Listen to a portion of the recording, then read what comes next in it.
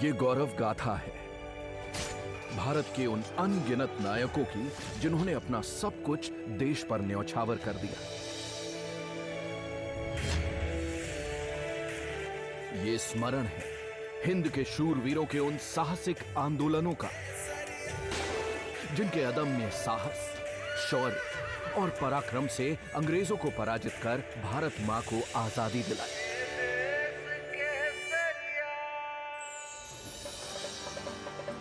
परतंत्र भारत में अंग्रेजों के खिलाफ गुस्सा था, बगावती तेवर थे और हर आंख में बस रहा था आजादी का सपना। इसी सपने को सच करने की शुरुआत थी 1857 की क्रांति।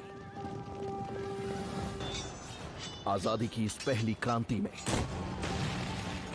मंगल पांडे, वीर कुंवर सिंह, रानी लक्ष्मीबाई और तात्या टोपे जैसे शूरवीरों ने अपनी वीरता से अंग्रेजों को ईंट का जवाब पत्थर से दिया।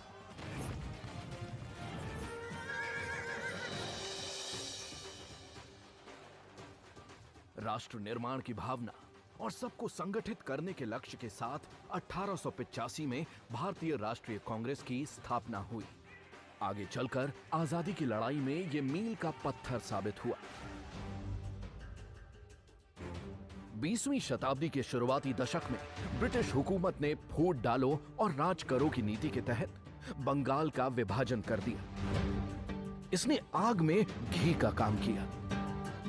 त्रिमूर्ति, लाल, बाल, पाल की रणनीति ने स्वतंत्रता संघर्ष में नई जान फूंक दी। 1915 में महात्मा गांधी के भारत आगमन से स्वतंत्रता संघर्ष को नई स्फूर्ति मिली।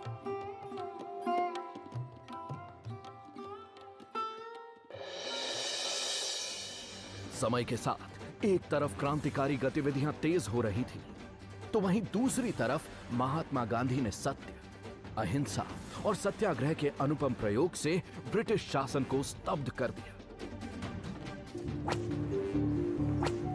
नील की खेती करने वाले किसानों को अंग्रेजों के मन माफिक शोषण से बचाने के लिए किए गए चंपारण सत्याग्रह ने स्वाधीनता आंदोलन को नई दिशा दी। पहली बार आजादी की लड़ाई ने अहिंसा और सत्याग्रह की ताकत को नजदीक से देखा और महसूस किया। 1919 में जलियांवाला बाग नरसंहार ने भारतीयों को आक्रोशित कर दिया। लोगों में गुस्सा और विरोध बढ़ने लगा। यहीं से शुरुआत हुई असहयोग आंदोलन की, जिससे स्वदेशी की मांग जोर पकड़ने लगी और बढ़ने लगी अंग्रेजों की मुश्किलें।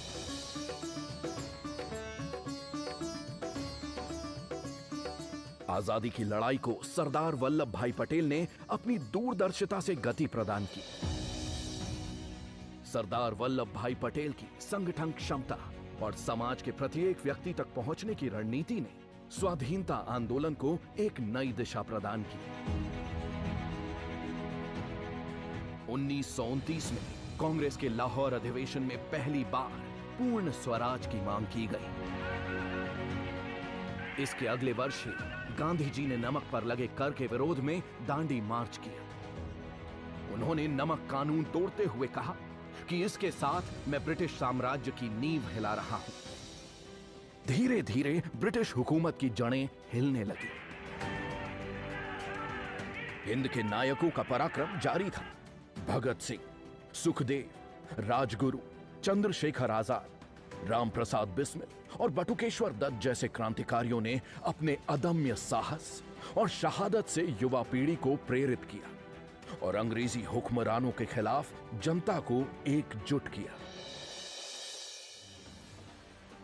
1942-43 का समय, एक तरफ सुभाष चंद्र बोस के नेतृत्व में आजाद हिंद फौज ब्रिटिश शासन की मुश्किलें बढ़ा रही थी। फौजी बनकर रहना है, दुख दर्द मुसीबत सहना, सुभाष का कहना है, चलो दिल्ली चल के रहना है। तो वहीं देश में शुरू हो गया था भारत छोड़ो आंदोलन। करो या मरो के जज्बे से भरे इस आंदोलन में पूरे देश की भागीदारी रही।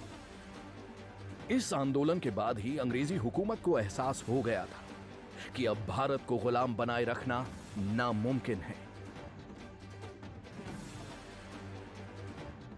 आजादी की लड़ाई में राष्ट्रवादी कवि, लेखक, इतिहासकार और स्वतंत्रता संघर्ष के महानायक विनायक दामोदर सावरकर की भूमिका अतुलनीय रही। उन्होंने अपनी रचनात्मक सोच, अपने लेखन और विचारों से जनमानस को संगठित कर मातृभूमि के लिए सब कुछ न्यौछावर करने के लिए प्रेरित किया। बड़े आंदोलनों ने जहां स्वतंत्रता संघर्ष को मजबूती प्रदान की, वहीं क्षेत्रीय आंदोलन भी आजादी के लक्ष्य तक पहुंचने में मील का पत्थर साबित हुए। बिरसा मुंडा के नेतृत्व में मुंडा क्रांति, रानी गाइदिन्ल्यू के मार्गदर्शन में नागा आंदोलन, या फिर वीरता और दृढ़ संकल्प की प्रतिमूर्ति रानी चेन्नम्मा का कित्तूर संघर्ष। ऐसी ही अनगिनत गाथाओं और आंदोलनों का गौरवपूर्ण परिणाम है 15 अगस्त 1947। भारत आजाद हुआ और स्वतंत्र भारत में शान के साथ लहराया हमारा तिरंगा। संबोधन। माता की, भारत माता की, भारत माता की।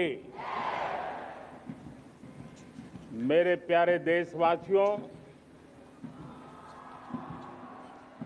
मेरे परिवारजन, आज वो शुभ घड़ी है जब हम देश के लिए मर मिटने वाले, देश की आजादी के लिए अपना जीवन समर्पित करने वाले, आजीवन संघर्ष करने वाले, फांसी के तख्त पर चढ़कर के भारत मां की जय के नारे लगाने वाले अनगिनत आजादी के दीवानों को नमन करने का ये पर्व है।